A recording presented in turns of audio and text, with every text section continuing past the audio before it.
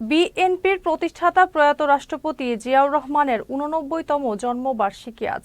১৯৩৬ সালের ১৯ জানুয়ারি বগুড়ার গাবতলীর বাগবাড়িতে জন্মগ্রহণ করেন তিনি। জিয়াউর রহমানের ডাকনাম কমল।